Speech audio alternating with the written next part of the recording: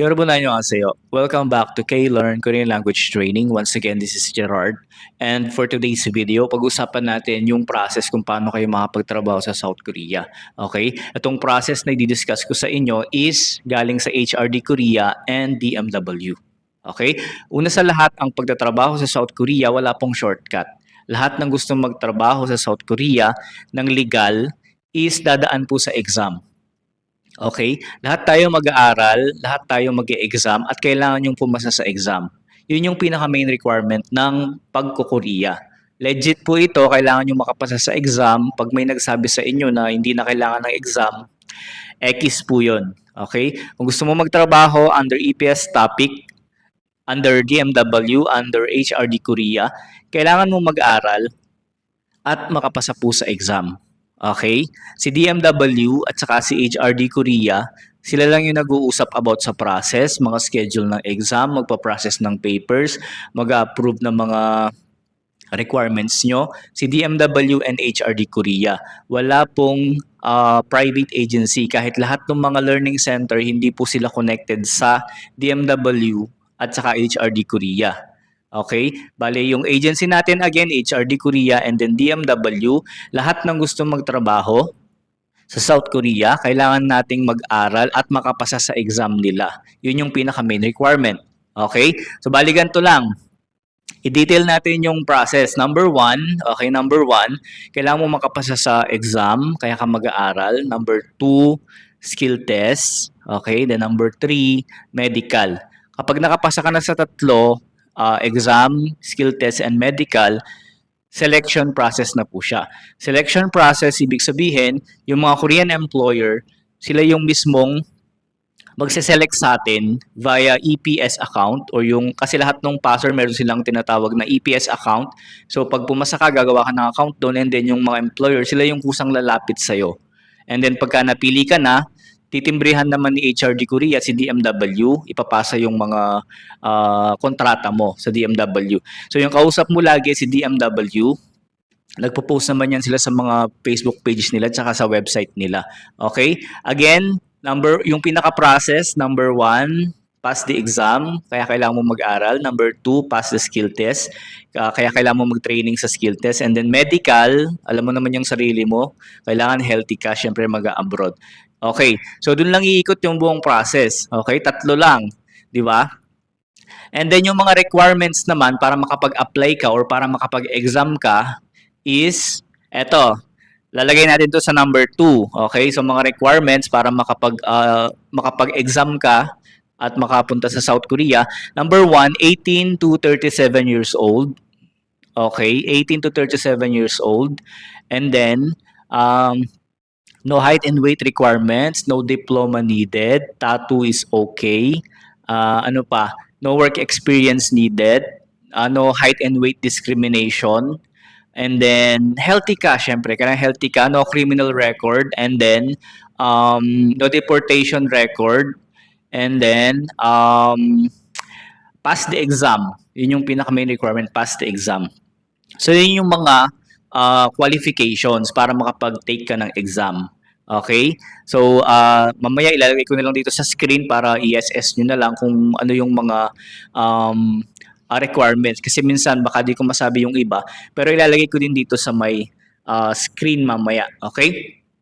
So yun, yung mga requirements, pagpasok ka dyan, pwede kang mag-take ng exam. So yung nag-a-announce ng exam is si DMW. Okay? Pero kung nag-enroll ka sa amin, kami na yung bahalang mag-guide sa iyo kung ano yung mga dapat gawin, kailan magkakaroon ng exam. So kami na yung bahalang titimbre sa iyo kumbaga. So ibig sabihin, kapag nag-enroll ka, magpo-focus ka na lang sa aral. Tapos sa mga announcement, kami na yung bahala. Okay? So ngayon, requirements, process, and then requirements. Okay? Then number 3 na kailangan nyo malaman kung gusto nyo magtrabaho sa South Korea. Okay, eto. Yung pagko-Korea kasi hindi siya para sa lahat. Okay? Pero pwede mong kumbinsihin yung sarili mo para ma-qualify ka. Okay? So ba't ko sinabi na hindi para sa lahat ang pag-South Korea or pagtatrabaho sa South Korea? Kasi ang pag-South Korea, kailangan nyo po talagang mag-aral. Hindi po talaga siya libre. Okay? Kailangan mong mag-invest. Okay? Mag-invest, mag-enroll, mag-aral. So, hindi siya para sa lahat kasi hindi naman lahat willing mag-aral, hindi naman lahat gustong mag-undergo ng process kasi karamihan ng mga Pilipino ang gusto yung mabilisan, libre, yung ganon. So dito sa pag-Korea, wala pong shortcut. Lahat ng gustong mag-South Korea, mag-aaral para makapasa sa exam. Kung hindi ka pumasa sa exam, hindi ka makakaalis. Okay, sana malinaw po yun sa inyo para hindi kayo mabudol. So itong process naman, sinasabi ko sa inyo is galing po yan sa DMW at binigay naman ni HRD Korea sa DMW. Kaya kung ikaw ay interesado na magtrabaho sa South Korea, mag-aaral ka talaga. Ang sahod naman sa South Korea, 88,000 basic salary. Okay, wala pa yung mga OT, night shift. Basic salary pa lang yun, 88,000. Kaya ang daming mga gustong magtrabaho sa South Korea. Ang simple lang naman kasi ng process. Kailangan mo lang mag-aral, may pasa yung exam, and then, selection process, di ba? Ang dali niya. So, kung fresh graduate ka, hopeless ka na, ang trabaho, same lang naman yung pagod, Philippines to Korea, but yung sahod sa South Korea, yung hourly rate nila is nasa 3,000 plus na po. So kaya kung ikaw ay naghahanap ng work abroad, try mo sa Korea, mag-aaral ka, magsisipag ka para makapasa sa exam. Pero syempre, kailangan pa din tayong magsipag sa pagre-review kasi lang yung pinaka main requirements is makapasa sa exam. Okay? So ngayon, si K-Learn Korean Language Training is nag-offer ng full assistance throughout the process. So 8 years na ako sa business. 8 years na ako nag-a-assist ng mga interesadong magtrabaho sa South Korea. Marami rin akong estudyante na nasa South Korea. So, kayang-kaya ko kayong i-assist throughout the process sa lahat ng gagawin kasi ako mismo is nanggaling ng South Korea with this process. Okay? So, alam ko yung pasikot-sikot. 8 years na ako sa business. So, kung i-consider mo si K-Learn, 4,000 pesos lang yung enrollment fee namin. So, pinaka affordable to since 2016. Okay? Kung may makita man kayong mga binabaan pa yung price, mga gumaya na lang yan. Di tayo sure dyan kung talagang hanggang sa dulo is i-assist tayo. So, kailangan mo mag-undergo ng training, mag-enroll kasi para may guidance ka. At may turo din sa iyo yung mga dapat mong malaman para mabilis kang makapasa sa exam. So, si K-Learn, 4,000 pesos. Full assistance na po yon from Korean language, skill test, medical, passport appointment. So, lahat po meron po kami. And then yung mga class schedule namin, meron kaming weekdays, Monday to Friday, 7 p.m. to 10 p.m. And then yung Sunday class naman, 9 a.m. to 12 p.m. or 1 p.m. to 4 p.m.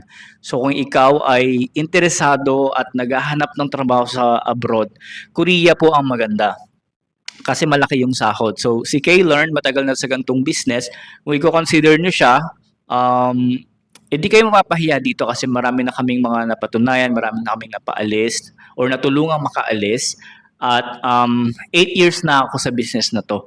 So simple lang naman yung process. Ang pinaka main requirement is mag-aaral kayo. And then, kailangan yung may pasa yung exam. Okay? So, sana malinaw yung naging video about dito sa orientation kung paano yung process. Okay? Kung nagustuhan nyo itong video na to, nagkaroon kayo ng idea sa process, baka naman makahingi kami ng share, follow, or likes. Okay? And then, check nyo rin kami sa Blue App. Search nyo lang, K-Learn Korean Language Training. Lalabas na po yan. 54K followers yata yun. And then, share nyo rin sa mga wall nyo para makita ng mga friend nyo para hindi na sila mabudol dun sa sobrang mahal na tuition fee. Tandaan natin, hindi natin kailangan magbayad ng sobrang mahal para matuto ng language. Napakasimple lang ng process. Trust me, kapag nag-enroll ka dito, sumunod ka sa mga ipapagawa ko, sa mga announcement, madali lang po yung process. Napakadali ng process, napakasimple ng process. Minsan nagkaka-problem lang kapag kayo nag-a-apply is hindi siya susunod dun sa dapat niyang gawin. Doon lang tayo nagkaka-problem pag minsan. Pero kung marunong kang sumunod, napakadali ng process. Okay? So, kung interested ka, PM mo kami dito sa TikTok or sa Blue App, K-Learn Korean Language Training.